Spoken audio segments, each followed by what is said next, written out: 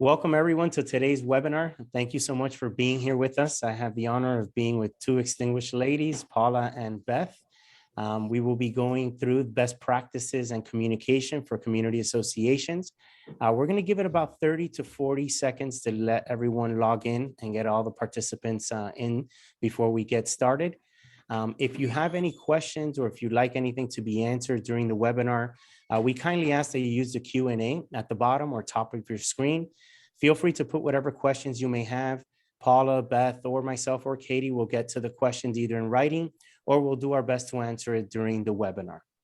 Again, for all of those just logging in, we're going to get started with today's webinar, Best Practices for Associations and Communication. I have the pleasure of being here with Paula, with Rosenbaum, as well as Beth with Brightview, and we're going to get started in just about a few seconds. Thank you again for being here today. So, okay, I think we're at a good rate. I haven't seen it keep climbing. So I think we should get started. So as I stated earlier, today's webinar, we're going to talk about the best practices for communication in your association and, today's new normal. COVID has thrown challenges at us in the association world. We've been able to deal with that. Then we had, the catastrophe and the tragedy, I should say, that occurred at Champlain Towers. So there's been a lot that's occurred in these past 2 years. And in today's webinar, what we wanted to do is really talk a little bit about the communication styles, what we're seeing in the market, what our professional recommendations are, as well as touch on some of the legal side of it, of what the recommendations will be from a legal perspective, what your board should be considering. One thing I do want to disclose, and I'm sure Paula will disclose it as well. Remember, these are tips. We are not giving any legal opinions. We're just giving our suggestions. If you want something a little bit more specific, we strongly and highly recommend that you contact the professional that's here today, and they will be glad to provide you whatever opinion in writing that's necessary. So with further ado, I wanted to get started with today's webinar. If I'm going to start off with Paula. Paula, if you'd be so kind to provide a small introduction about yourself as well as the firm. Thank you, Rafael. Good morning, everyone, and thanks for joining us. My name is Paula Mera. I've been practicing condo, HOA, country club, some litigation since 2003 in Florida. I joined Rosenbaum in 2018. We are a deep bench of experienced association attorneys, myself, Steve Brayton, who has 26 years experience, Michael Casanova, who has, I believe, 10 or 11 years of experience, and also our managing shareholder, Dan Rosenbaum, who has over 40 years experience and was one of the originating attorneys at Becker Polikoff over 40 years ago. So Rosenbaum offers our association clients an entire range of services with respect to representation, both general, litigation, planning and zoning issues. We do not refer any of our work out. Each of our attorneys is experienced to handle basically anything that comes the association's way. I'm going to introduce Katie Phillips as well. Katie is our education director. She has over 23 years actually in property management experience. She's sitting over here to the left of me. She is, again, our communication education director, but she also serves as a liaison between our clients and sometimes to the attorneys that are working on a project for you. The firm does not bill for Katie because she does not provide legal advice. But again, she is there a call away when our association clients need to reach us or ask a question, drill down on some of the administrative type of questions that may occur. Excellent. Thank you so much, Paula, for that. Thank you. And next up, I have Beth with Brightview. Thank you very much, Rafael, and thank you, Paula. It's nice to be here this morning. Good morning to all the attendees. I'm Beth, and I'm with Brightview Landscaping. We are a full-service landscape company. We design, we maintain, we enhance, we do irrigation, we do trees, you name it, we do it. And we are a national company. We have several branches in South Florida. We pride ourselves on having a great local presence. And I'm very happy to be here today. I came from the property management industry, and I do wear several hats. And one of them is that I am a board member in my own association. So for all you board members out there, I can completely relate to everything that you experience in your communities every day. So thank you so much for volunteering and for all that you do. Thank you so much, Beth. As for myself, my name is Rafael Aquino. I'm the co-founder and CEO of Affinity Management Services. We are a community association management where we serve properties throughout Palm Beach, Broward, and Dade County. We're an organization that's more of a boutique style. We work directly with board members that are really looking for a strong partnership with the management company. And also we're an organization that can provide a good amount of education to further enhance the abilities that our board members have to better serve their communities. So I guess enough about us. I know yesterday we had a little practice session discussing about what we were going to talk about today. And Beth brought up, something that I don't think most of us have really considered or even thought much about, which is, we've been using different platforms to communicate. However, no one really knows how, or at least I really didn't know how Zoom came about. So Beth, I think it'd be great to kind of give the listeners a little bit of a background of how Zoom came about and the information and knowledge that you were able to gain. Absolutely. Yes. For most of us, Zoom was something that we had to figure out almost overnight. And it seems like it came out of nowhere, but it was actually 20 years in the making. Zoom was kind of the original roots of Zoom started in 1997, which I refer to as BC, before COVID. A gentleman by the name of Eric Yuan moved to the Silicon Valley after 8 failed attempts to get a visa. He joined WebEx, and he was one of their first 20 hires back in 1997. 10 years later, in 2007, WebEx was acquired by Cisco. 4 years later, in 2011, he pitched a new smartphone-friendly video conferencing system to Cisco.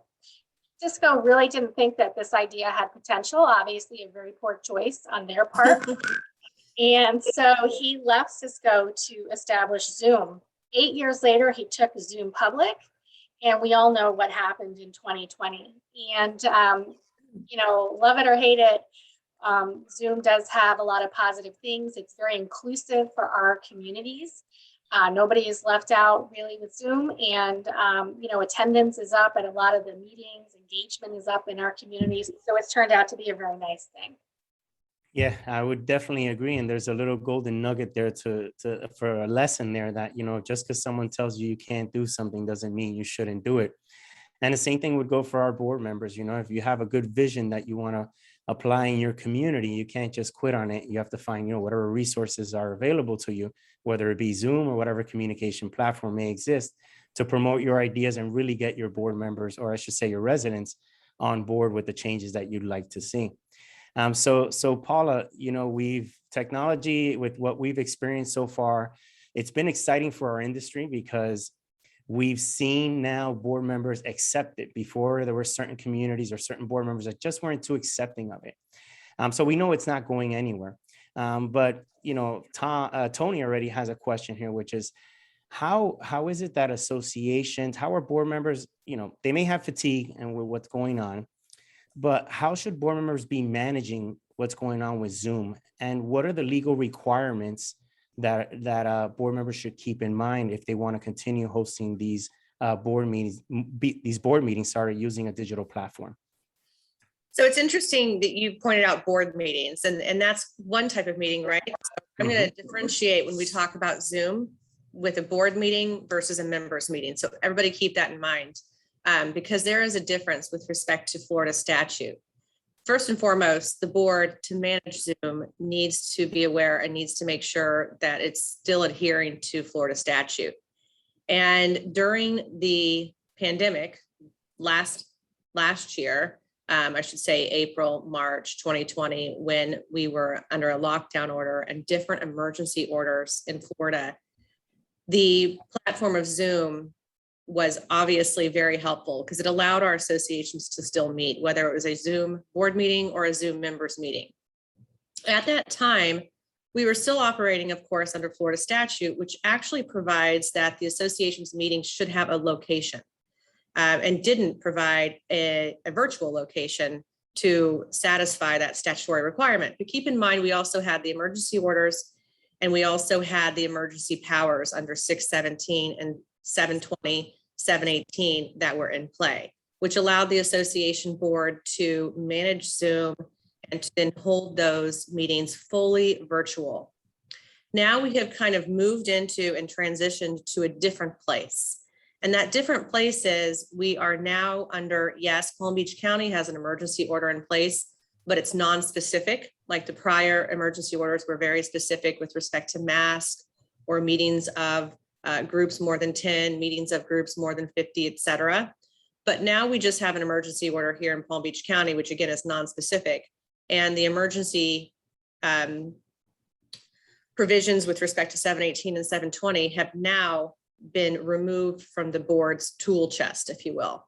So what the board needs to keep in mind is this. The first takeaway point is we still need to, although we're going to have a blended meeting, we're going to have a blended meeting, which means we're going to have a location for the meeting, whether it's a board meeting or a members meeting. And then we can also supplement that with a Zoom address so people can attend virtually. And essentially, and I'm sure Raphael, you'll echo this, that's what we're seeing. But what we want to keep in mind is that our boards understand you still have to now have a location for your meeting. If it's a board meeting, it can't just be the location of a virtual Zoom. You have to have a location in your notice, and you really should have somebody there at the location. So that when people do want to attend in person, they're able to do that. I was at a meeting last week where it was a blended Zoom meeting, and I was the person in attendance at the lobby of the condo. And there were 7 people that showed up as well to be there in person. And we'll touch upon that, Raphael. I know later on we'll touch upon what it takes to really make your blended Zoom meetings work technologically, what you probably should be looking forward in the future so that we all can do a good job, so that the people that I was in the lobby with, for example, had a hard time hearing from just my cell phone. Yeah. So essentially, to manage your Zoom, keep in mind that right now you need to manage your Zoom meetings to be a blended Zoom meeting, and you need to have a location for your actual meeting. Excellent points. Yeah, and it is important. You know, we received many opinions from your firm, from other firms, that yes, someone should be present, and unfortunately, sometimes in certain circumstances, board members don't want to do that. But you do have to keep in mind that it's your fiduciary responsibility. So if you're getting a legal opinion, you know, you want to make sure that you're following the guidance from your industry expert. So again, Beth does landscaping, but she's been in our world for so long that she has a ton of knowledge. And I wanted to ask you, Beth, like, what should board members consider if they want to host these virtual meetings at the property, or let's call them hybrid meetings? Like, what kind of equipment do you think that they should be keeping in mind, or should be purchasing? Yes, definitely. So, you know, for a lot of our communities, they might have a clubhouse, as Paula mentioned. You know, some of the condos might not have an event room, so the meeting could be in the lobby. But a lot of our communities are already outfitted with a lot of technology.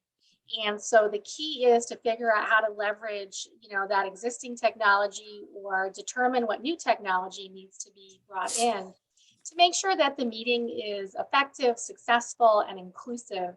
And, you know, you might have somebody that's a snowbird that can't attend the meeting. Maybe they've just had, you know, some kind of surgery, they have time constraints, you know, they're worried about health and wellness, whatever it is. There's a lot of reasons why having hybrid meetings is really the best thing for the association. But you do have to take into consideration, you know, the visibility. The people that are attending remotely, are they going to be able to see the people in the room? Can the people in the room see the people attending remotely? The audio quality, you know, in a lot of instances, maybe the speaker and the board members can be heard, but if somebody's asking questions from the audience, that can't be heard. So those are all things that have to be taken into consideration, as well as accommodations for anybody that has any type of disability. You really want to make sure that your hybrid meeting is accessible as possible. And sometimes it's, you know, it's not a lot of money to do this. It could be, you know, a few $100s really to buy the equipment that's needed. But, you know, you have to take into consideration, you know, microphones, how many, cameras, how many, where they are in the room. You know, maybe your association wants to invest in a smart board.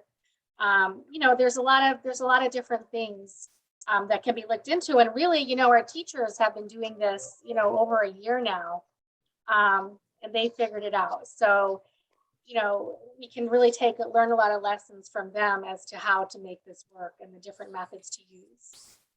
No, I would definitely agree with you, Beth. I mean, you bring up some excellent points because especially if you have those larger clubhouses, or as Paula recently experienced, it is a challenge to be able to listen to someone that's sitting a couple feet away, because you should be, having people distance that's slightly in, going through whatever the guidelines are.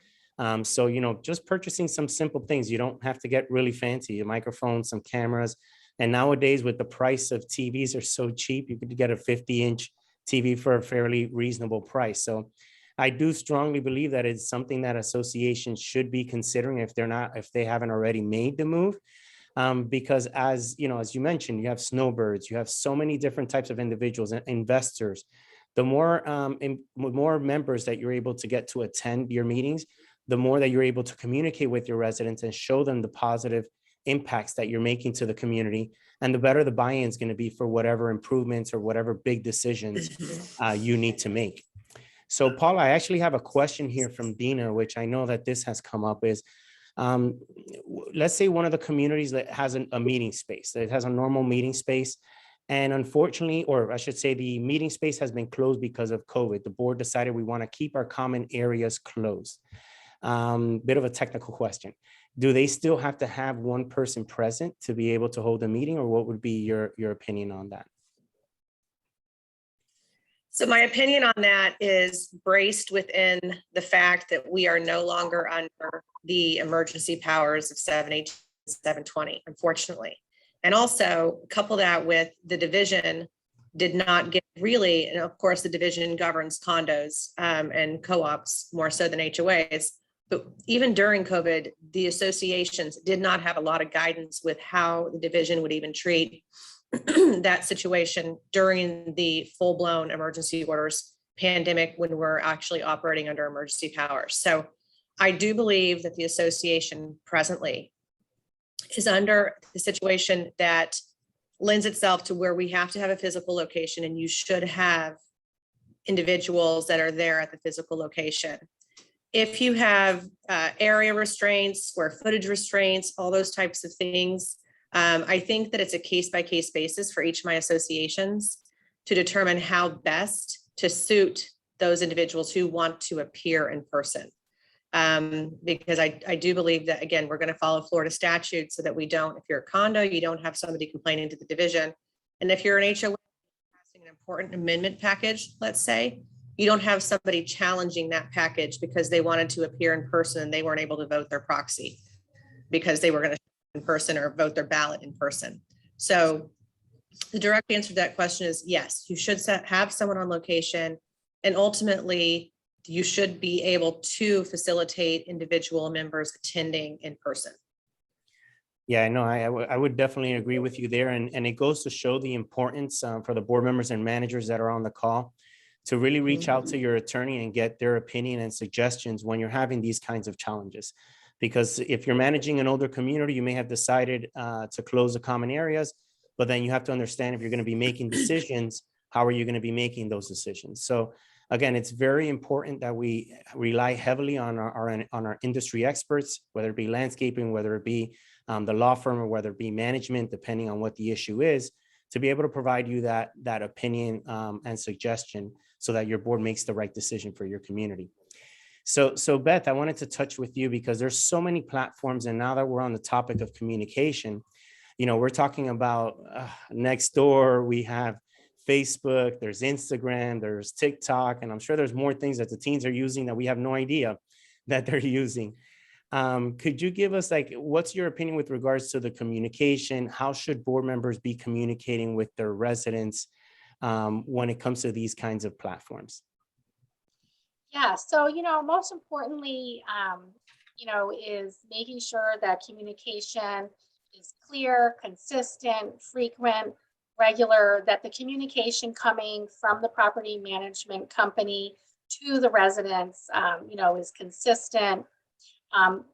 This type of communication really, really helps prevent a lot of issues. Of course, always running everything when necessary through your association attorney to make sure that everything is being communicated in an appropriate manner. That really, a really good property management company will have the technology that you can leverage to communicate with your residents. I mean, that's really the best way to have that communication, because then it becomes, an official communication from the association. And it takes all the kind of guesswork and speculation and chatter out of it when the association is communicating regularly through the property management company. Yeah. Sorry, go ahead. Yes, no, Raphael, please. Oh, so no, yeah, it is very important to understand, make sure that you're using the right platform and understanding what's the platform for you and your community. Our recommendation is normally to have, a one-way communication with your residents where, as a board or as an association, depending on the size of your community, you may not decide to communicate through Facebook because there's no way that you could manage the information that comes into Facebook. Most organizations will have a team that focuses on that. In a nonprofit world, for most associations, it's going to be very difficult for you to have somebody that's just managing your social media platforms. So our recommendation is, number one, as Beth mentioned, speak with your attorney because they could work putting in policies and procedures. How are you going to respond and so forth? And I'll let Paula touch up a little bit on that. But, normally you have several platforms. If it's a web portal that you have, if it's your website, if it's, nowadays there's even new technology that's coming out where it's its own social media for within associations that management can kind of manage and delete comments, whatever they need to do. But just understand that it is a challenge to try to communicate in all the platforms. At least we have found it. It's been very difficult. What we have found is pick one or two that you're going to communicate and stick to that platform so that the residents understand where they get their information. Because there's a lot of misinformation that's provided, let's say by residents, and then, the residents will get confused on what to do. So Paula, I did want to ask you, board members, what are the legal implications that board members can have if they're posting certain things on social media platforms or on their associations? I also wanted to ask, how should board members conduct themselves and what are the issues they should steer away from when they're communicating on these platforms? Yeah, so a couple different questions there that are pretty broad. With respect to the board members' roles when communicating on a Facebook or a Nextdoor, my general recommendation is not to. Yeah. If you have an official page, then as Raphael pointed out, then you really do, as an association, first need to make sure that you are administering that correctly to remove anything that could be determined to be defamatory. Defamation in community associations is a different area than when we discuss generally if you have defamed somebody on your public street or out in the open. So legally, I'm not going to get into that because that's a whole nother topic that I could talk 35-40 minutes on. But defamation is interesting. It's the thing that many people scream about, if you will, whether you're a board member or you're a member on Facebook or Nextdoor. So I think, again, generally for the association to avoid having an official page on those types of platforms is probably the wisest choice the association can take. Then you move into the board members' roles with respect to, I think, communicating. You said what liabilities could be imposed. Correct. Liabilities, I'm going to speak to just generally like the pitfalls that association board members can fall into quite easily, because you take your job seriously, you take your role seriously, and there's misinformation, disinformation, nastiness, ugliness all over these types of pages. Mm-hmm. Really hard for my basically concerned and serious board members when they see that, because they're working hard. And then at the same time, they're being thrown out to the wolves with respect to name calling or other types of information that's not accurate. So as Beth mentioned, one of the most important things the association can do, and Raphael, as you mentioned, is I think you called it the one way or the one direction communication, to where you're putting out clear statements of information that's factual and true, and from a platform that comes directly from the association. That is very important. I have at least a few times a week, association presidents or board members send me what they would like to put out either by an e-blast or on their website. I do recommend, when it's a controversial issue, to definitely run that statement, run it by, right, or have it checked through your attorney Typically, when I receive these, what I usually do is I pare it down. Sometimes it'll come 4 pages, 3 pages. I strip that back down to the very necessary information. And again, because as a board member, I think you're operating sometimes from an emotional perspective as well. And I want to make sure that if there's information within that statement that is perhaps attorney-client privilege or information that I think is too much to put out to the public, then I'm going to strip that down and just make it very direct, very informative, and of course, readable. People typically don't read past the second paragraph. Yeah. So that's the first takeaway point, I believe, with respect to your question as to liability. Liability, from a board member's perspective, it goes all the way from what you put in your minutes to perhaps what you're posting on a website or what you're communicating to others outside of your board, your general board emails, et cetera. Be cautious. Be aware that defamation is one of the main causes of action that's actually turned over to D&O. So it does exist. It's very common. So just be cautious of what you're putting in writing or what you're saying potentially to others outside of that closed board business email or any type of platform. And Raphael, you kind of had a second part to that question. Yeah, how should them, which we pretty much, you got went over, is how should they conduct themselves and what are the issues they should kind of steer away from? And I think with the emotion, you know, there is that emotional type, Paula, as you've mentioned. I see it all the time because they're owners there as well. And they have a sense of pride for what they do.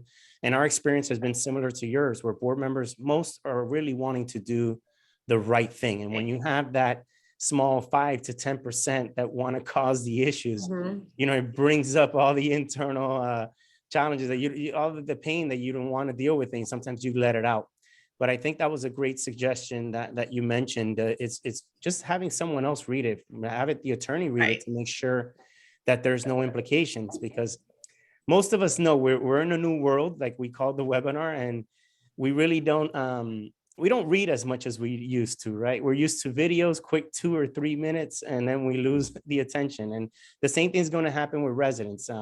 As board members, we put so much energy and they put so much pride into the work where they really want to communicate what they're doing.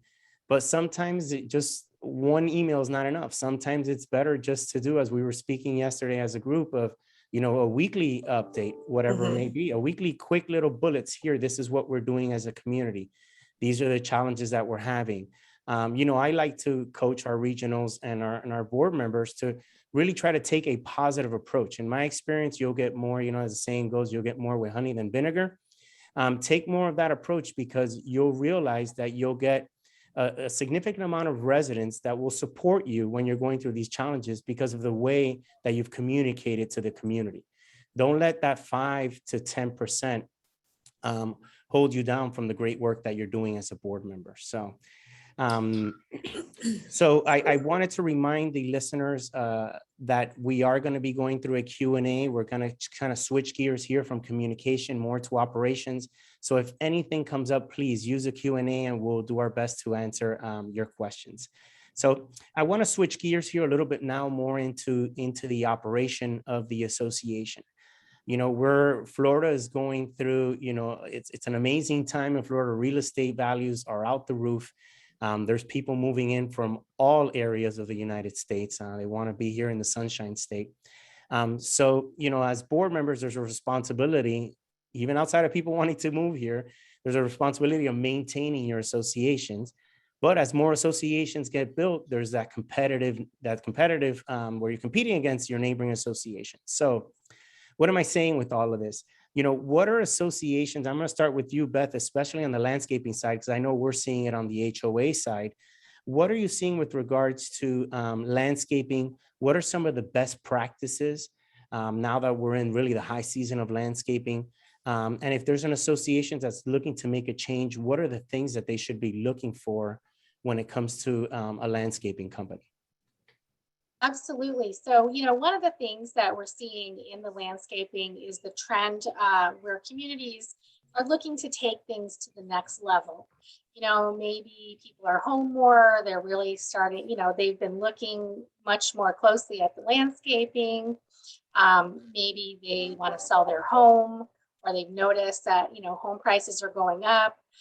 So there's been a lot of increased focus on trying to take the landscaping to the next level. And we've had board members say things to us like, we'd really like to increase the level of sophistication on our property. We've had the same landscaping that the builder installed many years ago, or the landscaping is just tired and worn out. And so we really want to, increase the aesthetics and the outdoor environment around our property.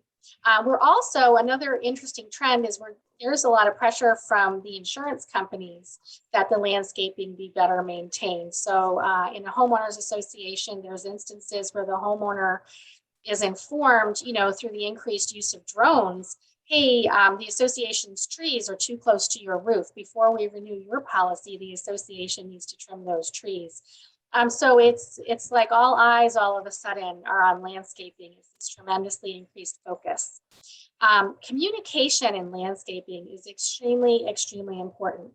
When we, we engage with a new potential community, the number one thing, their number one complaint is not always the quality of work, it's the quality of communication. We don't know when they're coming. They don't give us a calendar for the month. We're not sure what they're working on, what are the work orders, things like that. So communication is really important. And a lot of that is defined in the scope of work for the landscaping right up front with the community. It's outlined in the contract. You should always have your association attorney review all the contracts. We also run into a lot of problems where the contract wasn't reviewed by the attorney, and then unexpected issues happen with the landscaping. And again, kind of going back to communication, because if the contract is done in a complete and thorough manner, it outlines these things. But, things that you should be looking for is how frequently do you receive reports from the landscaper as to the status of the property. The landscaper should be calling things to your attention, not the other way around. It's really the landscaper's job to notice things before you do. How frequent attendance at meetings? Does your landscape committee meet once a month? Does your board meet once a month? What participation and communication would you like from the landscaper? When is the property being mowed? A lot of the better, larger companies will give you a calendar for the month, so that if you have people that are sensitive to noise, or they're on Zooms all day, like most of us, you want to know what day the landscaper and the leaf blower are coming. There are many people that are sensitive to chemicals, or their pets are sensitive to chemicals, so they want to know when pest spraying and fertilization is happening. So these are all, really important things that enhance the communication. And the communication can be, it can be done through an e-blast, it can be done through a portal where the landscaping company works with your property management company to add that landscape calendar to the resident portal, so the residents can log in and see what's happening. There's also a lot of coordination between the landscaping company and the property management company as far as the work orders and the flow of the work orders. How are they entered? Who are they entered by? How are they how are they analyzed? What is the expected service level agreement for responding to the work orders, and all those types of things. So those are just some things to keep in mind when you're looking at how you're doing business and how you're communicating with your landscaper, that can make things go much better and much more smoothly for not only the board and property management, but also for the residents. Yeah, excellent points. I mean, it's important to ask these questions, because that's what's really going to determine the value that whatever firm you decide to go with, whether it be Brightview, that they're bringing that value to your association. Many times, because associations are nonprofit organizations, certain board members will focus just solely on price, but then you'll find yourself in a very tough situation when you've made that change. And unfortunately, you don't have that communication, like we've spoken pretty much the entire webinar today, and you're not obtaining that communication, and there's a lot of frustration amongst the residents, which then that boils up to the association board members. I know from a management perspective, what we're seeing a lot, we've always taken the approach of, being very preventative when it comes to the maintenance of the properties, whether it be an HOA or a condo. But now board members are paying even more attention and wanting to know what is the preventative maintenance that's occurring. So, if you're considering making a change, or you're currently happy with your company, make sure that you're asking those questions. What are we doing to prevent from challenges happening to our particular community?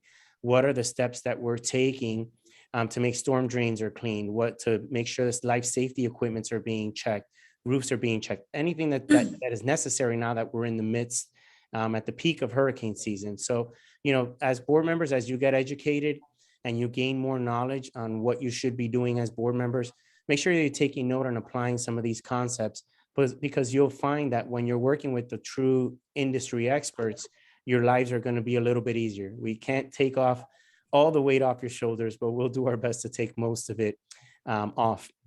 And Paula, I wanted to chat with you. I know with regards to operations, what I have seen, it's not directly related, but it does, it is with the operation. We're finding that in some cases, more with the webinars, that certain board members are a little bit concerned with everything that has recently happened, both in Champlain as well with COVID, on the liabilities and the challenges of being a board member. What's your opinion when it comes to like exposure? Are board members even more exposed now than they were before? What's your take on that? I don't think that board members, unfortunately, when we were all watching the news and seeing that in real time, it was first and foremost absolutely heartbreaking. But for those of us in the industry, it was like many, many, many thoughts were running through all of our heads, because we're going to look at that, again, both from a human perspective, but also from an attorney's perspective, a property manager's perspective. They had the quotes from the pool inspector who had some insight when he saw what he saw. So from that point, I don't believe that what occurred in Surfside is going to increase liability for any board member that wasn't specifically on that particular board. Because the board members, as we all know, everyone has a fiduciary duty when you're going to serve on the board of directors. For me, I say it almost once a day when I have an association that has an issue, whatever it may be. I always question or I ask, is this the need? Is this the time that we need an expert to give board their opinion? Whether it's a structural engineer, an engineer, an elevator consultant, whatever you may have with respect to what is happening or occurring in your community. For an HOA, you may have pavement that has cracks or concerns, et cetera. We're going to get out there and we're going to address those cracks and concerns. And we're going to make sure that we are, I think the key word here would be proactive. We are always going to be proactive with respect to our duties. Whether it's there's so many different listeners today, I'm sure, whether you're a small HOA, a large HOA with many, many amenities, or you're a 12-story high-rise condo, or you're a 2-story condo. All of these different types of associations are going to present different types of areas of concern, ongoing maintenance. And again, as a board, rely upon your experts, rely upon your really good property managers to make sure, and your attorneys to make sure that you, again, are proactive with respect to addressing any of those types of concerns that can lead to liability. I do believe that association board members still should have confidence moving forward, even though we saw the tragedy that occurred. And there's going to be a lot of layman's opinions out of that. There's going to be a lot of property manager opinions and everyone else's opinion, attorneys' opinions with respect to what should or shouldn't have occurred there. But again, I think that you could probably note that there may have been a failure for individuals to be proactive upon learning information. Yeah, Information, I definitely want to also say, if you learn certain information from an expert, that also may be the time to have your attorney involved. And also keep in mind, you may want your attorney involved if it's a very sensitive issue or a very serious issue. You may involve your attorney at the outset. And you may have your engineer or your experts communicate directly with your attorney and send certain reports directly to your attorney, because there are certain privileges that then are associated with that documentation or information or reports. So always keep that in mind. If you think that there's something, again, coming down the road where you're a little bit concerned, get your attorney involved and have your attorney communicate and directly receive those reports. as the issue is being resolved or as it's ongoing. Excellent points, Paula, and I couldn't agree with you more. Many times we see it from the management side. I'm very honest, and we'll say, hey, let's contact the attorney to get their opinion, whether it be, as Beth mentioned, to review a contract. And at times, no, it's not a big deal. They have a 30-day out, and we're very explicit to tell them, you should be speaking with the industry expert. You can't rely on a manager to go through the contract and understand every single term. Yes, we know how to read. Yes, we have comprehension skills and so forth. But at the end of the day, we're experts in our box, and we need to work. Our industry is heavily relied on the vendors that we work with and the partners, I should say, that we work with. And the attorneys are part of it. Landscaping companies are part of it. CPAs are part of it. Elevator organizations are part of it. But at the end of the day, someone needs to review all of these agreements to make sure that they're okay. And that way you as a board understand what you're getting yourself into, so that if there is a situation down the line, then you know how you're going to deal with it. Further, by working with an industry expert, they'll advise you, okay, what are your expectations? What was mentioned during the sales process? Let's make sure that some of that stuff is within the agreement so that the expectations are crystal clear from both parties. I wanted to get into, we have some questions here. Again, if any of the listeners today have any questions, please feel free to use the Q&A. We're going to go into that segment now where we'll be answering the questions that we have here. So the first question, I guess this can go both legal as well as to Beth, but I'll start with Beth, is how can I determine if a landscaping company or other vendors are subsidiary of my management company? And this question comes from Jeannie. That should be disclosed in your management company's contract. Correct. There is usually a paragraph that outlines exactly what those relationships are and how they work. Excellent. Thank you, Beth. And Paula, I guess if you could touch up on, because it's my understanding that that's also within the statute of what the requirement is. Maybe if you could talk a little bit on the legal side of what that disclosure should be. Yes, and I was kind of going to make a joke. There's usually at the very end in a different type font. So yes, there is a disclosure requirement. So make sure that is disclosed. You do see it more and more often. And most of the time you see it with the larger management companies, not your more boutique management companies. There's pros and cons to that as well. So depending on what your desires are, what your needs are, it doesn't necessarily mean it's a negative that they're associated, but you definitely should be disclosed that they are associated. Correct. And I agree there. You see both from both sides, and there are pros and cons to both, but you need to just clearly understand it. That should be a question that you're asking your management company out of the gate. We have found it, at least for Affinity, that we don't get ourselves involved with any other vendors just because we find it to be, for us, me as the owner, it's a conflict. How would we present a proposal for landscaping when our company's in there and we have access to the two other bids? So we find it to be a bit of a conflict. However, again, it's worked out for some associations. That's a business decision that you and your board need to make. And again, you should definitely be consulting with your attorney when you're going through that process. But if you're going through any RFP process, that is something that should be asked. Do you own any other organizations that we should be aware of? And make sure that that's within the agreement. I have a question here from Chester. He asked, I manage a couple associations which have no interest in holding meetings with remote access, although residents have requested it. Will this be a state requirement down the road? And I think this question is probably better for Paula. Yeah, and you know what? That's a great question. So thank you for asking it, because about 10 minutes ago, I wanted to touch upon this because I do have clients that do not hold Zoom meetings or provide, let's say, a conference line. And what I have found recently is managing expectations is difficult because now through COVID, through Zoom, through the transition from Zoom only into the hybrid type meeting, I have a lot of members of associations who are snowbirds, many who are still stuck in Canada, by the way, and they're upset because their expectation is that everybody else is doing it this way. Why is my board choosing to only hold it in person, thereby, and as a result of that, eliminating so many other people that actually want to attend? So at the end of the day, there is no Zoom requirement for a members meeting. Now, a board member can attend virtually via Zoom or by a telephone conference pursuant to statute, both 720 and 718. But there is no requirement to hold virtual type of meetings or Zoom meetings for your members' meetings. And ultimately, it's the board members that can attend via Zoom or via conference call or other mediums of communication. But that doesn't necessarily mean that members can attend a board meeting through that medium communication. So right now, as it stands, it is an in-person.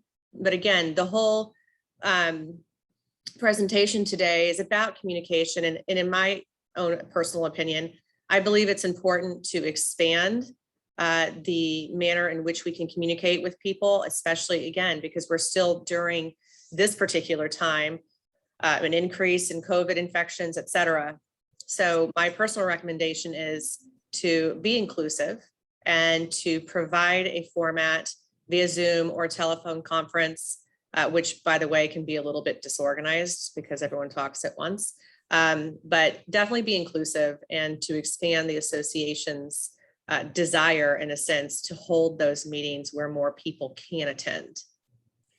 Correct. And I would agree with you. I think that hybrid model that we've spoken about a couple of times throughout this webinar today, it's going to be what the future is going to hold, I believe. Number one, as I think we've said before, you want to get your members involved. I can understand why maybe certain board members don't want to do it via Zoom because they want to keep their things in their room. This is normally the small percentage of board members because most are doing what's right. However, we live in a democracy. So if you're a resident and you're not happy with that, what they're doing, that's a platform for you to run on. Again, a positive platform is what I would recommend. But yeah, that's maybe time for you to make a change. As Beth has mentioned, and both Paula, we have snowbirds. We have so many different types of owners throughout the state of Florida that, there should be no reason why we wouldn't want to get the participation from the residents, get some feedback where necessary, and do what's right for your community at the end of the day. The more you communicate, the less challenges you're going to have when it comes to records requests, when it comes to sometimes, not all the times, legal challenges in between residents. But the more you communicate, the more the benefit the association is going to have. Yes, go ahead, Beth. In a lot of instances, the board members that are resistant to having the Zoom or the hybrid, a lot of times it's because it's not that they're disagreeable. It's just that they're not familiar with the technology. They're a little intimidating. And so oftentimes, maybe offer to help, offer to be the Zoom driver and, maybe do some test Zooms so that, the board members can see how it works and get familiar with it and learn how to use it. And, even a year and a half into the pandemic, there are still people that are just not comfortable with this. And so anything that you can do to work with them, you can even hire like a Zoom coach, somebody to help facilitate it, to handle it and take the burden off the board members, because it is hard when you're chairing a meeting to also be, kind of driving the Zoom and trying to manage muting people, letting people in, answering the questions. It's a lot for the person that's chairing the meeting. And Beth, thank you so much for bringing that up, because I was blinded by that and you were completely right in that point. There are a lot of people that just don't know how to use the platform, and you bring up some excellent points that really just take some time in training them. And we've seen it from our side, from our organization, where we have communities that are 55 and older, and we use a lot of the systems, a lot of the technology. And what we've done is just, as you stated, simply just train them. And once they get used to it, they actually don't want to go backwards. They enjoy it so much. They find it to be very efficient. So thank you so much for bringing that up. That was a very important point to mention. It's just really being there for our customers. And I think that all three of us have that in common. Let me see what other question we have here. I have a question from Kim that she asked, our board is split on reinstating a mask mandate. If we make it a mandate to appear proactive, will that also bring along with previous sanitizing protocols like deep cleaning the pools, etc., doing these things daily? Because residents can now have reasonable expectations that we are now doing that, since masks are again mandated in our building. So I'll touch on that one. So again, these are just assumptions in the way I take this, Kim, is You just need to communicate what you're going to do as a board of directors. So if you've decided to reinstate your masks, just clearly communicate to your residents, what is it that you're reinstating? We're just reinstating masks. We're not going to be doing X, Y, Z. We're doing this because we believe it's the right thing to do as a board, and we've consulted with our attorney, and these are the suggestions that we've received. If you're going to go through the full-fledged thing of cleaning and doing everything as you believe is fit for your community, because maybe you're a 55 and older community, you have older residents, and you want to care for those residents, then again, just communicate what steps you're going to take as a community or as a board, and that way your residents are aware of what's going on. What we don't want is, what we try to avoid is just having our residents assume. And the only time we notice that residents start to assume things is when we're not doing a good enough job in communicating with the residents. And hey, we're going to make mistakes. So if someone says, are you going to clean the pool? Then hey, you just got a reminder to let you know, look, we should have communicated that we're not going to be doing X, Y, Z.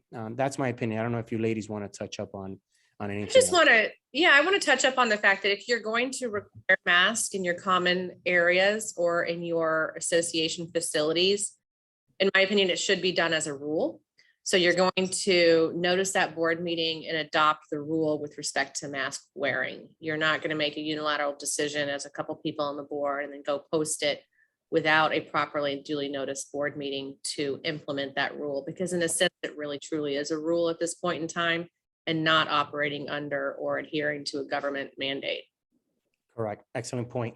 And there's also different ways. Again, with the technology, you could take a survey, and there's a ton of, if you don't have systems, you could use SurveyMonkey or Constant Contact. You could even do a simple survey, just asking your residents, what are their thoughts at this time? And that way, you have some kind of data to be able to make a more educated decision for your community. So those are just different suggestions. I have a question here from Rhonda from a 55 and older community. She asked, they recently had a death of an unvaccinated owner. Because they can't ask for vaccination status, the board is hesitant about having a hybrid meeting instead of just a Zoom meeting. We live in a condo development. Is this legal? And that is where, even with respect to the July 1st, 2021 legislative changes to statute, we are still left in a lurch, if you will, because the legislature did not give associations any additional tools to provide that we're just going to meet via Zoom. And again, absent those government mandates, you could have that one person who says you have to have a location and I wanted to attend. I would treat this sometimes on a case-by-case basis as well. How much room do you have? Do you have a parking lot you can be outside? Do you have different types of setups to where you can make it safer? But at the end of the day, and kind of unfortunately, statute requires to have a location. And because you have a location, it also allows the individuals to attend at that location. Correct. Excellent point. And at the end of the day, you have to weigh your options of what rules you're going to place, because as they stated earlier, I've read recently an article of boards requesting certain management companies to have their staff fully vaccinated. That would be a challenge if you made that rule, because how would the management company be able to determine if someone's been vaccinated or not if we're not allowed to request those records? So you have to start balancing out some of these rules. And again, consulting with your attorney, consulting with your management company, maybe even just having a roundtable with all parties together and laying the challenges on the table and discussing it together. Okay, this is what I feel. This is how we see it. Where can we meet somewhere in the middle? Right now we're in a market where not only property values are high, but also it's been very challenging to find qualified individuals. So we're having, every vendor's having that. I'm hearing that from engineers, attorneys, management, landscaping, from all sides.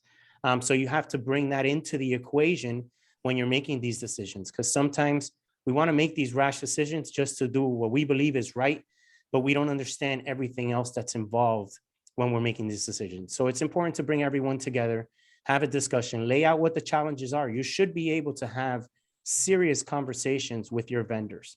And we have a question here that I think it's good to bring up. And I think I might have dismissed it, but I recall it was just, should we, or does the state require for us to have bids done every single year?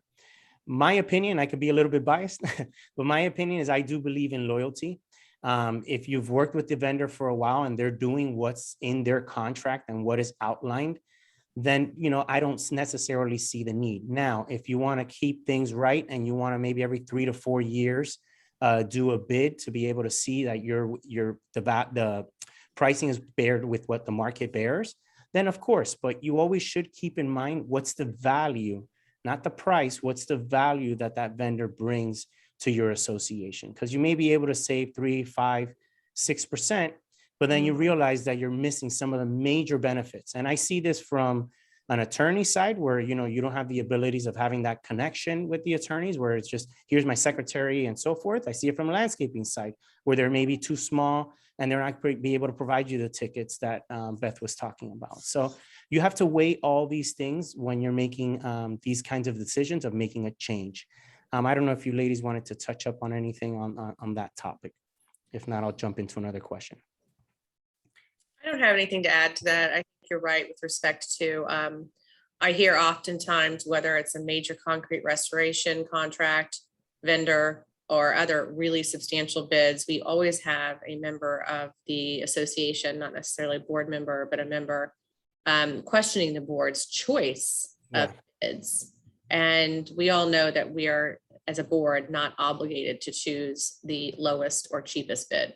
And there are many reasons why you would not want to continue or have a pattern that you're choosing the least expensive bid. I think that Raphael, and I know Beth shaking her head, we can all name stories where that was the main factor and that didn't end well. Correct. Yeah. Go One ahead, of the Beth. things, is that your property is not going to look better for less money. Just as a rule, and especially now when we have labor costs have gone up, insurance costs have gone up, materials costs have gone up. The vehicles are harder to come by for service providers. There's just all these different factors that are driving costs up. And if you don't like how your property looks and you're out vendor shopping, can't try at the same time to expect to have a cost savings or a decrease in the budget and have your community look better. It just unfortunately is not possible. Correct. And I have another question here from Teresa, which I think I'll take this one. She asked, what are the rights of the property manager and staff who do not feel their boards are taking the Delta variant seriously? It's a 55 and older community. Most of the residents are already taking their booster shots, so they feel invisible. So it sounds like this manager is concerned. Teresa, what I would recommend is really speak to your board, and as well as if you work for a management company, speak to your regional director or whatever your supervisor is, I should say, for your organization. I know we take our staff very seriously if they have any concerns. And if the board is doing what they believe is right for their community and you're not comfortable, at the end of the day, you need to take care of yourself. So it may be, you should have the conversation with the board of what your concern is with your supervisor. They don't want to take any corrective action, then you have a decision to maybe be transferred to another property or has to be changed. Ultimately, you need to take care of yourself just as much as you need to take care of the residents that you serve. So if you're feeling unsafe, make sure you're wearing a mask, but I would definitely speak to both your board and your organization's supervisor. If you're self-managed, then it would be directly with your board, and just let them know what your concerns are. That would be my suggestion. And then the last question that I have here from Angela is, how can the owners, get the board to reinstate the mandatory masks for everyone, vaxxed or not vaxxed? It's a good question. The association members can petition the HOA board or the condo board, and it's 20%, 10%. I'm having a brain issue. I think it's 20% of the voting interest can petition to put something on the agenda, to put an issue on the board agenda, and the board has to take that issue up, discuss it, but doesn't need to vote upon it. So like Raphael said earlier, this is, the voting process, the election process allows members to participate in the election and change the board if they feel like they're not being heard or they feel like there's a very important issue that has been disregarded by the board. So this would be one of those. If it's very, very important to at least 20% of your voting interest, I would recommend petitioning the board to have that particular item put on the agenda and to encourage with an open and fair dialogue at the board meeting to the importance of, the majority of the members want the mask mandate reinstated for the common area facilities or the lobby, et cetera. Correct. Thank you so much. Well, we're coming up on the 1 hour. We've answered all the questions. So thank you, ladies. If you have any, I want to give you an opportunity to provide any closing remarks or how the members or residents that were on the call may be able to reach. And I'll start with and I'll start with you, Beth.